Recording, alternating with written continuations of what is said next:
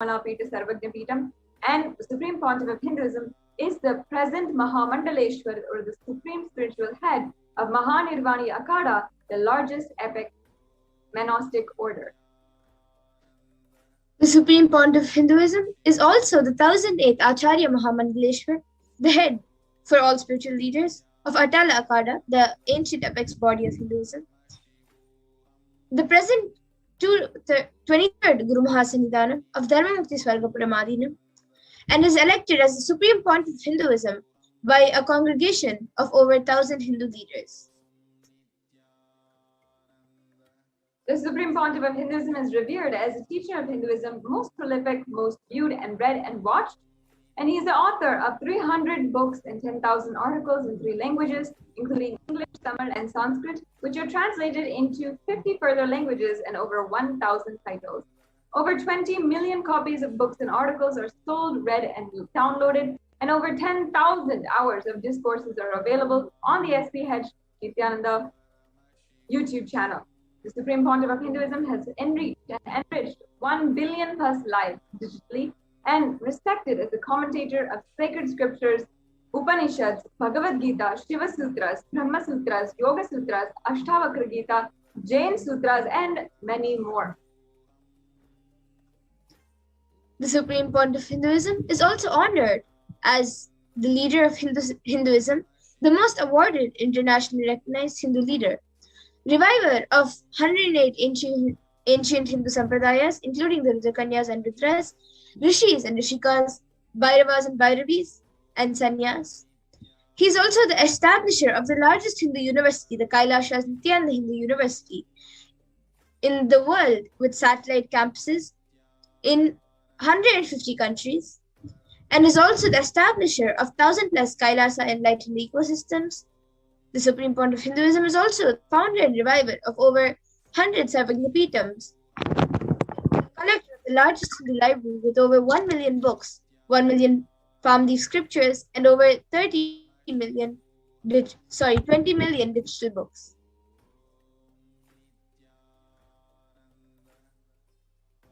So now we will go further into the next segment of today's program and start the Power Manifestation segment led by Ma Madhura, and we will enter into the further segments of today's program.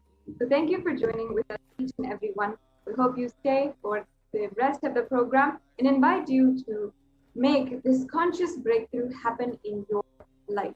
We'll be right back with you after a few minutes.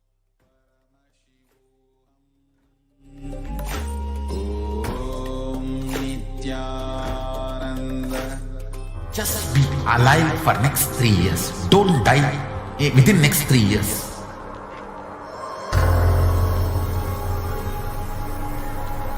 Just don't die within next 3 years. Be alive. Somehow be alive. I'm working sincerely. I will reach you somehow.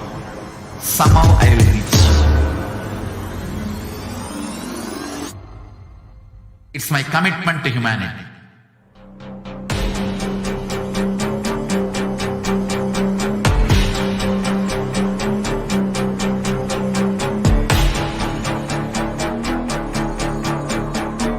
Just don't die within next 3 years.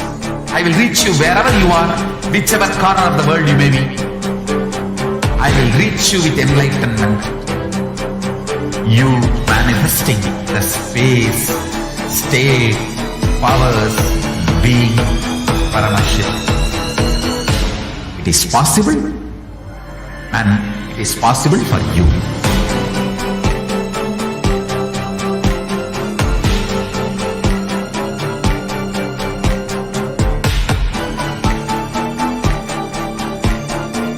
Paramashivoham will reach you with enlightenment science.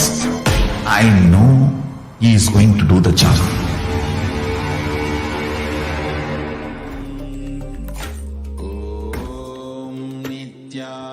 Nithyananda Paramashivoham.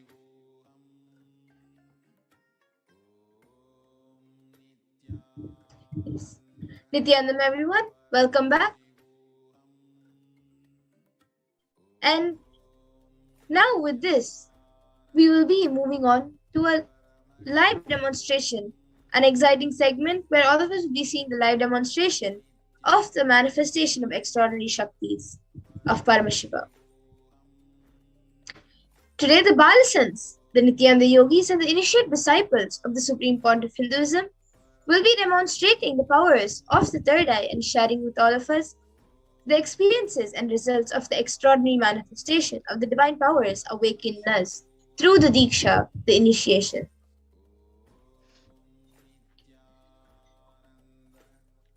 In today's BHAVASAMADHI darshan, all of us will be receiving the initiation into third eye awakening and various other powers with the blessings and grace of the Supreme Pontiff of Hinduism. We will be manifesting the following powers: the power of third eye, seeing with our eyes blindfolded, and the power of body scan. So let's see what are Shaktis.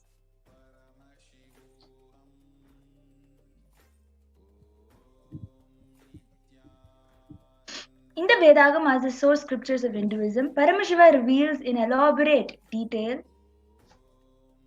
that every human being is hardwired to be able to manifest 463 plus extraordinary Shaktis. The divine powers, manifesting powers, the Shaktis, are described as a system, method, and science for human beings to explore the various possibilities and powers and have access to various states of consciousness. Shaktis manifest from fundamental cognition that you are a divine. You need to manifest the divine, and not you are a man and you need to reach the divine. Now, all of you might have heard the term Siddhis. So let's see what the difference is between Shaktis and Siddhis. Shakti is expressed from the space of enlightenment as a side effect of feeling connection with the divine and high integrity with the Guru, and are a source of enlightenment. Whereas Siddhis are powers that manifest from tapas or penance for enlightenment and are on the path of enlightenment.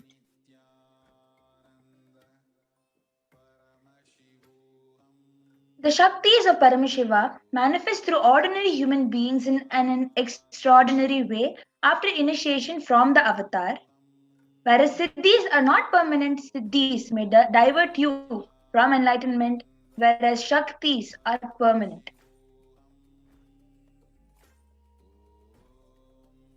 And the source of all these Shaktis, Paramashiva, is the primordial divinity in Hinduism, the ultimate reality and cause, which is self-effulgent Swayam Prakasha, all-pervading, unchanging in time, space, form, and causality. As the fundamental base of Avyakta, the unmanifest, and Vyakta, the manifest existence, he performs the Panchakritya or 5 cosmic acts of Shrishti, creation, Sthiti, sovereign rulership and maintenance, Samhara, rejuvenation, Throbhava, pulling out of delusion, and Anugraha, which is liberating grace for all living entities. The avatar of Paramashiva, the Supreme Pontiff of Hinduism, Jagadguru Mahasannidhanam, His Divine Holiness Bhagavan Shri Nithyananda Paramashivam, as the 1008th living incarnation and representative of Paramashiva and the reviver of Kailasa, the ancient enlightened Hindu civilization and nation, the great cosmic borderless Hindu nation. Ever since the beginning of the civilization, the Sanatana Hindu Dharma has been the cradle of enlightened beings and highly advanced sciences. It was where the science of enlightenment and powers, Shakti, was lived and taught as a lifestyle. For the first time in modern day, the Supreme Pontiff of Hinduism is reviving these yogic sciences and transmitting it to the world at a record-breaking, never accomplished before. So now let's take a look at the Guru Parampara, where this knowledge and science of manifesting these Shaktis are passed down from one generation to the next through the Diksha, the initiation by the enlightened Gurus. So the Supreme Point of Hinduism, being recognized as an incarnation at a young age, was trained and taught these sciences to revive the initiations and knowledge repositories for billions to manifest the science of form manifestation from the disciplines of Vedanta, Tantra, Sri Vidya, Yoga and Yoga powers, Mantra Shastra, Siddha Vidya, science of Aushadha, Advaita and Bhakti Yoga, Paramashivoham and Paramashivoham. So you all can take a look at the screen, the pictures of all the various gurus, enlightened beings who have taught Swamiji and trained Swamiji into the yogic powers and the sciences from a very young age.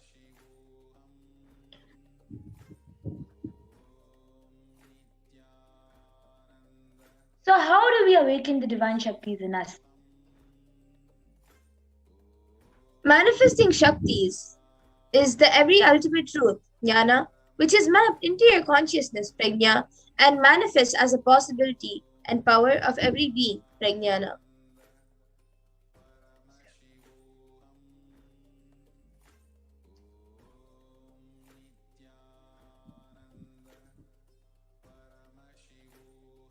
So now the science of power manifestation is authenticated through four aspects of evidences or the pramanas. The first is the Shastra Pramana.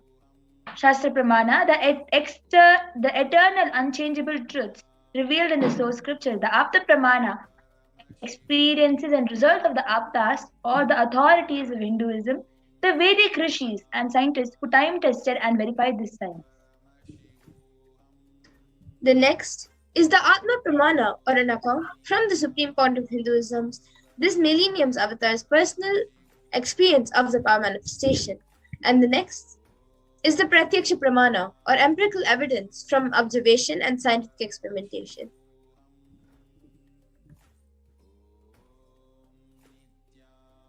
Vedagamas is a living applied science. Vedas are the ultimate superior authority for Hinduism. Vedas are pure science where the ultimate truths are explained. Agamas are the scriptures where the applied technology, the applied science is expanded. Vedas and Vedagamas are given the status of Shruti as they are, directly revealed by Paramashiva. They are the ultimate, eternal, unchangeable truths. A reference cited from these Shastras or the source scriptures are the ones that are called the Shastra Pramana. So now let's get ready to witness a very unique and exciting demonstration live of the power of third eye.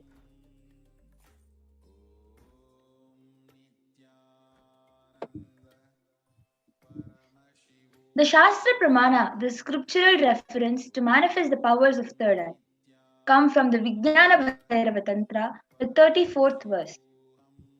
Kapalantarmanonyasa tishthanmilitalochanaha kramena manasodardhyat lakshaye lakshamuttamam.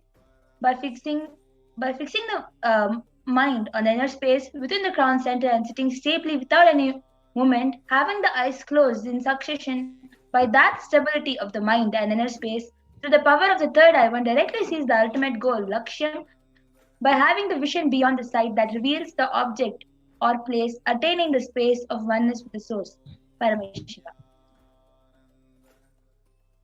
The next is the Apta Pramana, where Krishna initiates Arjuna into the power of third eye. Natu mam shakyase drashtu manenaiva svachakshusha divyam dadami te chakshu pashyam me yogamaishwaram. Bhagavan Krishna says to Arjuna, but you cannot see my cosmic form with these physical eyes of yours. Therefore I grant you divine third eye vision. Behold my cosmic opulence. In the Hindu Purana Bhagavad Gita, Bhagavan Krishna initiates Arjuna into the power of third eye to behold Krishna's Vishwarupa Darshan, the vision of his divine form. In the 11th chapter of Bhagavad Gita, which contains the description of Bhagavan Krishna's cosmic form, is completely narrated by Arjuna as he sees Bhagavan Krishna through his third eye.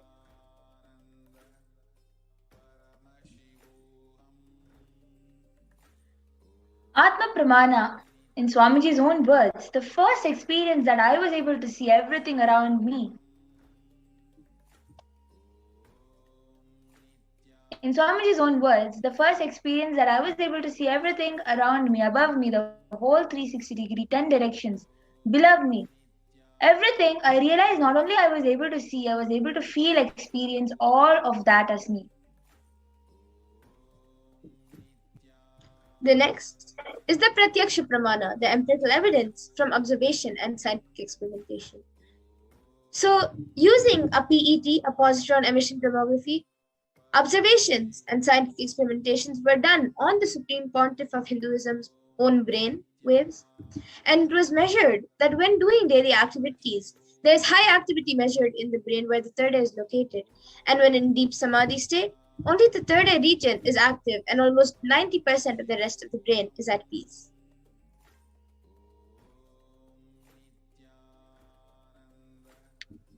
The Sakshi Pramana, experiences and results of the extraordinary manifestation happening through the initiated disciples of the Supreme Pontiff of Hinduism. This rare sacred science of third eye awakening. This rare sacred science of third eye awakening is being made available to humanity for their ultimate enrichment and conscious evolution by the Supreme Pontiff of Hinduism, Jagadguru Mahasannidhanam, His Divine Holiness Bhagavan Nithyananda Paramashivam, as a living incarnation of Paramashiva. Supreme Pontiff of Hinduism embodies the most profound yogic states that surpass all bounds of time, space, and matter. The Supreme Pontiff of Hinduism is gifting this pure great science of third eye awakening, along with many other spiritual sciences, through initiation, Diksha. Millions of people have been initiated by the Supreme Pontiff of Hinduism and are experiencing the profound results as extraordinary powers in their life every day. Yes, so now, in just a minute, we will be getting into the live demonstration of the powers of third eye. So please stay tuned and we will be back.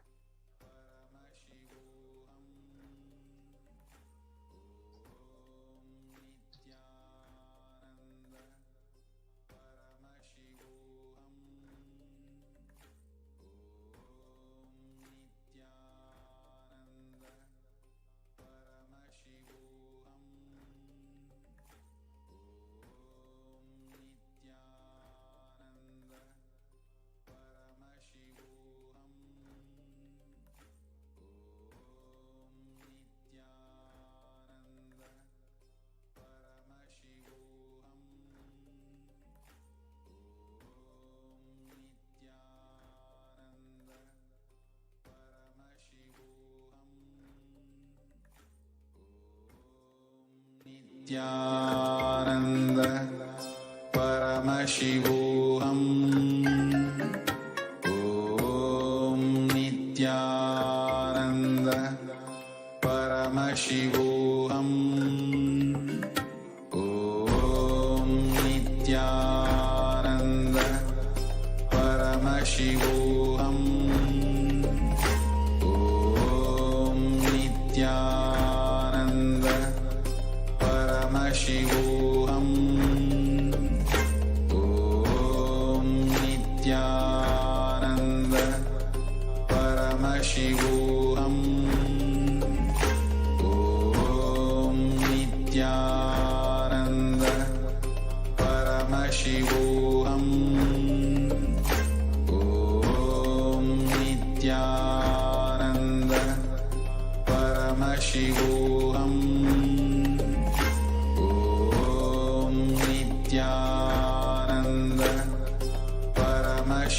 Yes, so now we will get into the live demonstration of the power of third eye. And now I have with me Mantya Amritananda, and I also have this eye band with me, which is certified by ophthalmologists, and it is completely foolproof when it is put on my eyes, as this is a thick opaque plastic sheet and there is thick black sponge behind it, which will prevent any light from going into my eyes. So in these two sockets my eyes will go into, and then it will prevent any light from coming in anywhere around my eyes. So now Ma Amrita will be putting it on me. All of you can see it live being put on.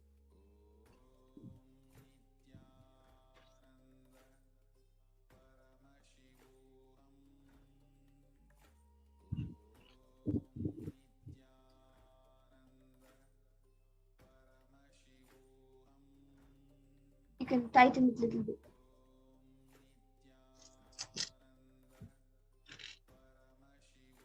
Yes, and move it a little bit down.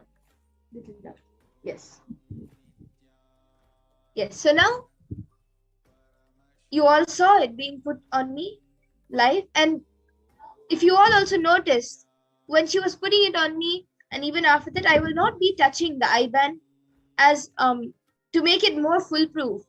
The yogi or the power manifester who is doing the power will not be touching the IBAN. So even for adjustments, I had asked Mamita. Yes, so now Mamita will be projecting some comments, the YouTube comments in front of me. And any of you can start posting your comments in the YouTube comment section and I will be reading it. Okay, so Kartika Elaya has put, tell my name. And then above that we have Acquisical Om Klim Krishnaya Namaha. Yes, and again we have Acquisical, hope I get to meet him. And again from him, before that we have Swamiji will be in DC. I am in DC. When will he visit? And yes, we have some coming comments, but some upcoming comments. So we have from ASM Creations, Ella, and then from Mavani Narayan, Nithyanandama, and 2 emojis with 3 hearts. And then we again have Acquisical saying, hello, I love Swamiji. Yes, so any of you can post maybe a sequence of emojis, a sequence of numbers, or a sequence of random words and random letters, or a sentence that doesn't even make sense, and I will be reading it to you. And you can even maybe post something which you think I may not know. Okay, so we have Nitya Guha Bhamananda Indira, who has put blue. And then we have Bacham saying Ola with a question mark. And then Vinod Arulapan, Namo Namah Shivaya with a Namaskar emoji. And then we have again Bacham saying Algun Latino Akoy with a question mark. Then Ina Koldamo has put 130-12017. And then we have Kartika Elaya who has put, I will give you some name. Okay, yes, you can give some name and I will be reading out the name. We have Jairam Reddy saying hello.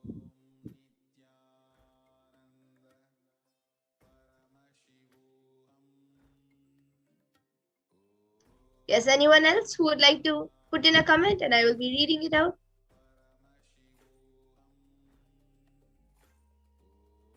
So now we have from Tam Uwazani who has put J Taimi. And then we have Bacham who has put Saludos desde Peru. And then 2 dots and a D. And then we have Ina Koldamo who has put amazing with a Namaskar emoji. And Tam Uzazani who has put J Taime. And Ina Koldamo, even you will be able to manifest this power after the Parashakti Akashi once you have the initiation. Yes, and now we have Vinod Arulapan who has put, can you read Tamil? No, I don't know how to read Tamil. But if I had a book with me right now, I can maybe copy it and show. Or I can maybe, if you put something, then maybe I'll be able to describe how it's written. But I do not know how to read Tamil. But we do have many other power manifestors who can read Tamil. They are not here today, but there are many others who can read Tamil, who do this power.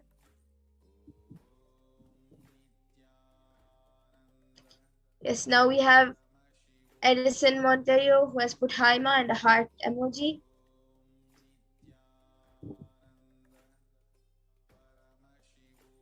Yes, okay. So now with this, okay, we have one more comment from Tam Ozani, who has put J Teami means I love you in French. Yes, that's great. Okay, so now with this, before we move on to the next power, Mamita will be removing the eye band from my eyes, and we'll be showing you the eye band once it is removed. So all of you can see that it will be just as it was before she put it on my eyes.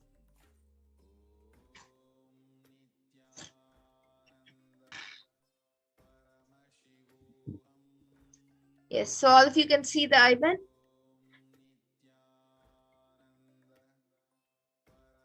Yes. So now we will be getting into the next power of body scanning in just a few minutes. All of you can stay tuned for the next power of body scanning.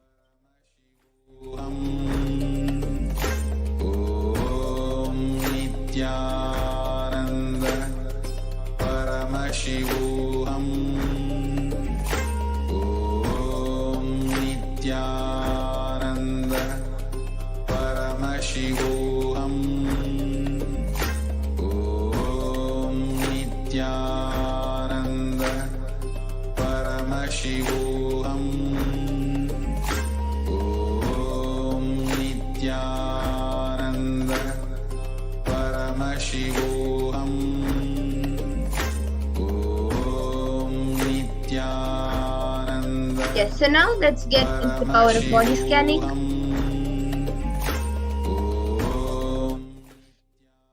The power of body scanning is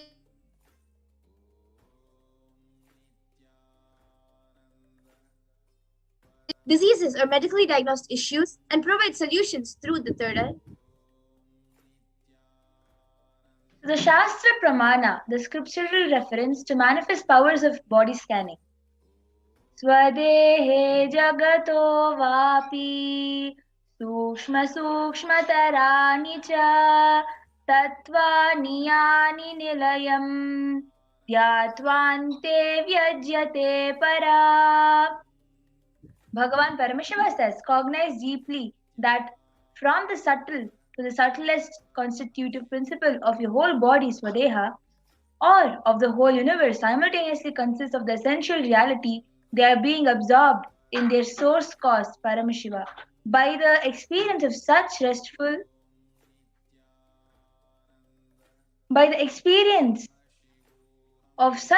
awareness, one becomes complete from all thoughts, and the ultimate universal divine power, Paradevi, Adishakti, Parashakti, is revealed, and the supreme power manifestation happens. The Apta Pramana for the power of body scanning is from the life of Siddha. Terayar was a Siddha and one of the most prominent disciples of Agathir. One day, a man suffering from severe headache comes to Agathir for healing. Agathir uses the power of body scanning and identifies the root cause of the headache. He reveals that there is a small terai, a type of frog, sitting in the person's brain. Agathir immediately instructs Terayar, his disciple, to perform an open head surgery and remove the frog. After the surgery is completed successfully, the person is healed and cured of the headache. Thus, he gains the name Terayar.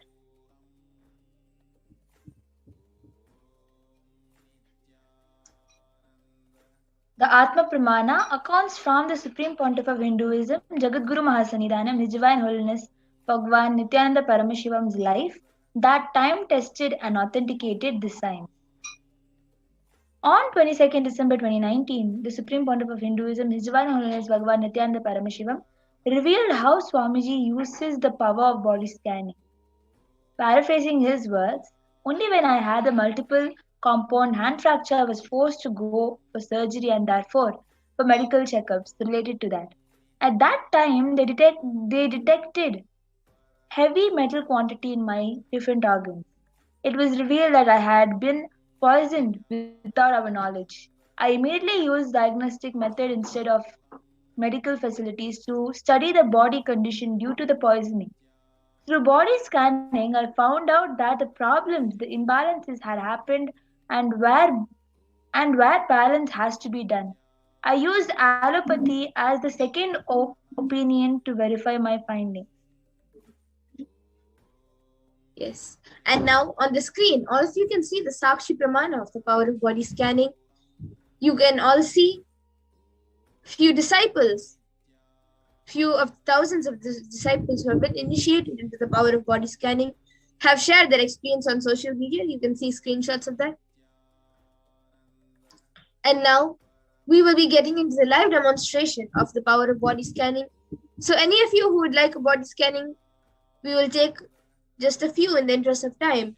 But whoever would like a body scanning can put your comments in the YouTube comment section and we will be doing a body scanning for you.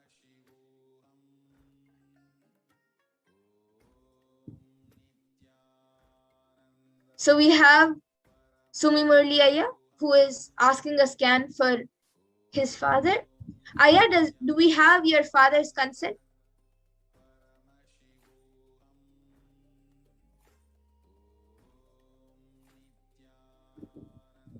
Sumi Murli Aya, do we have your father's consent, Aya?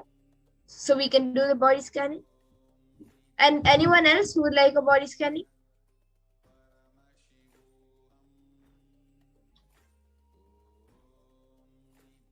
I see Sumi Murli Aya has asked for a scan for his father and saying that he is in USA. Aya,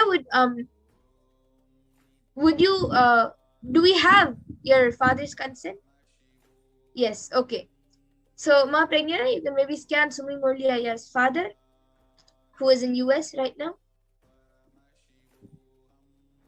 And we have Kartika Elaya, who is asking for a body scanning. So yes, Kartika Elaya, now I will be scanning your body. So both me and Ma Pragnana will be scanning, will be doing the power of body scanning for Sumi Murli Aya's father and for Kartika Elaya. Both of you are getting the scan. So please stay tuned in to get the scanning done.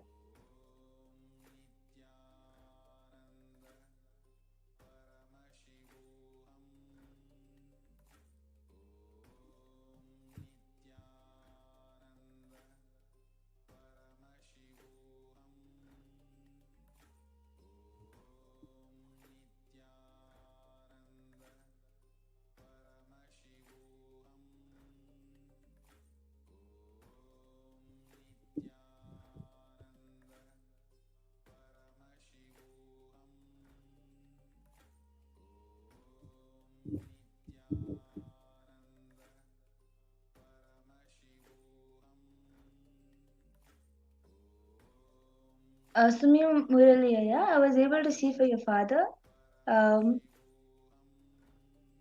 He is facing I'm able to see something red that is forming inside, in between his chest area and his stomach area, right in between there. I'm able to feel something red is forming, which is causing some irritation for him also inside. Yes, and I was able to see for Kartika Elaya, I was able to see that there's a lot of toxins getting accumulated all over your body, and it is because of the food which you're eating is not organic. So you have to get more organic food. You can get whatever you want to eat, like the vegetarian food, but even the vegetarian food, make sure it's organic. Even the fruits, juices, anything you get, make sure it's organic. So that will help in reducing the toxins. And to get rid of whatever is already there, every day have Haritaki in the night, and every day also do Trinetra Kumbhaka, 108 Trinetra Kumbhakas in the morning and 108 Trinetra Kumbhakas in the night. You, in the night, if you have time, you can do, but in the morning, you should do it like a mandatory routine in your routine. And so this is what I was able to see, which will as a solution to flush out the toxins. Yes, I was also able to see one more thing. The surrounding, the people who he is living with are affecting him a lot. For Sumimuraliya's father, I was able to see that the surrounding, the people who he is staying with is affecting him a lot. And that is causing him impact in his own life in various different ways, either as stress or powerlessness or as anger. In various different way, he is facing in his own life lows, which I was able to see. Yes, Sumi Muliaya and Ma Kartika LA both can get back in the comment section if you were able to relate to what we said. And I see many others asking for a body scanning. Ma Guha Bamananda Indira. So Ma, since you have asked for something specific about the hair, Ma Pragnana, maybe you can scan and give a solution for that, and also scan the root of why it's happening. And I also see Ina Koldamov, who is asking for a body scanning for yourself and your children. Yes, okay. So I will be doing it for Ina Koldamov and her children. Ma Pragna, you can start scanning for Ma Guhabamananda. And Sumi Murli has gotten back saying, yes, Ma, right. So thank you, Aya. That's great. And even Ma Kartika Elaya has put thank you so much.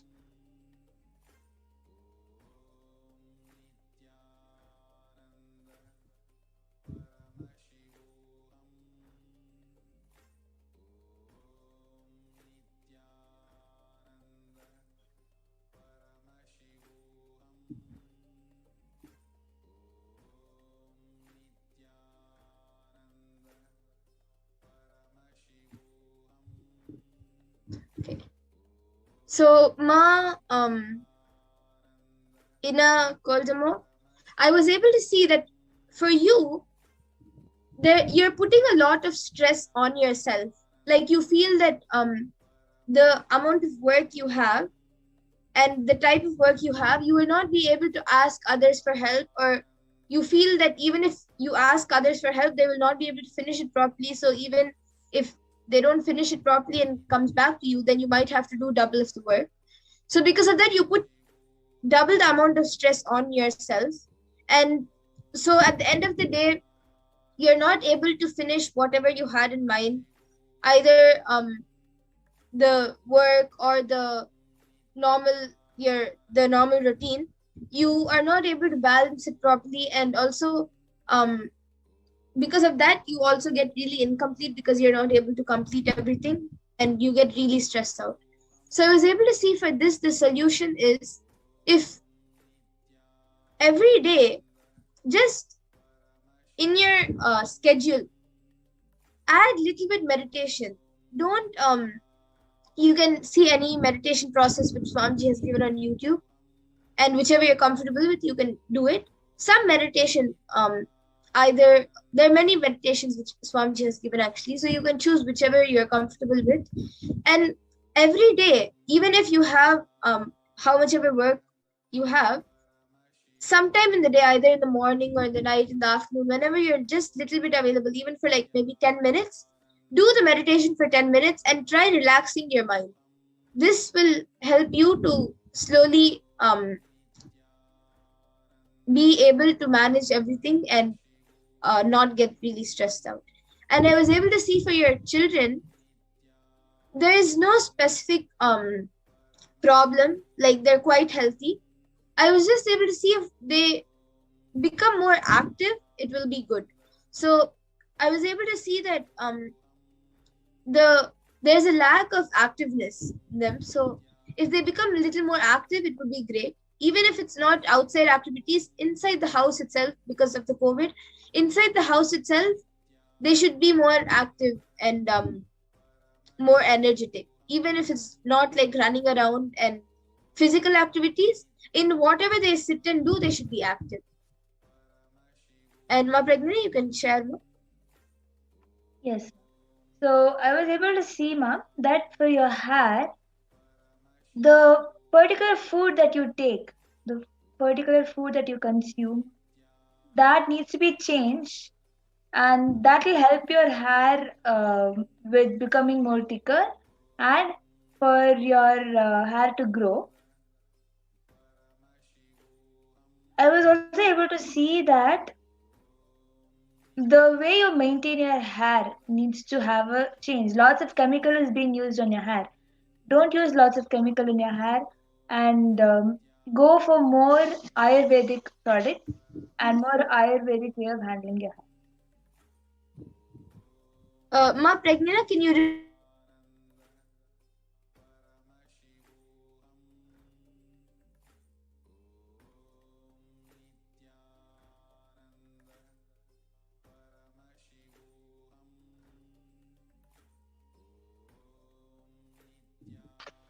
Sorry, your audio was breaking.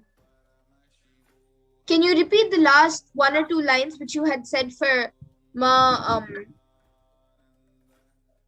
Yes, I was able to see that you need to use more of Ayurvedic products, because I was able to see lots of chemicals being used in your hair. You should use more Ayurvedic products. You should go for more Ayurvedic products for your hair. Okay, so Ma Guhabamananda, you can, if you are able to relate to what she said, and you can get back in the comment section. And Ma Ina Koldimov has said, thank you so much. Everything you said is so true. Much gratitude. And she has put lots of emojis. So yes. And I see many others asking for body scanning.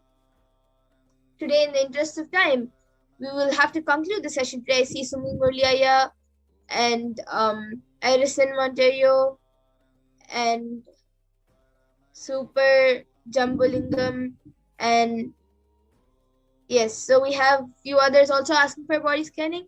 And I also see Ma Tunglam NG asking for blessings from Devi Parashakti for a job. She will Ma Tunglam, she will surely bless you, Ma. And please stay tuned in for the Parashakti Akashic readings to receive her blessings. And every day at 2 a.m. IST and 4 p.m. IST, we will be having the Power Manifestation segment. So all of you can join again and ask for body scanning. So with this, I thank you all for joining us for this Power Manifestation segment. Please stay tuned in for the next upcoming segments and for the Parashakti Akashic readings. Thank you, Nithyananda. Thank you, Nithyananda.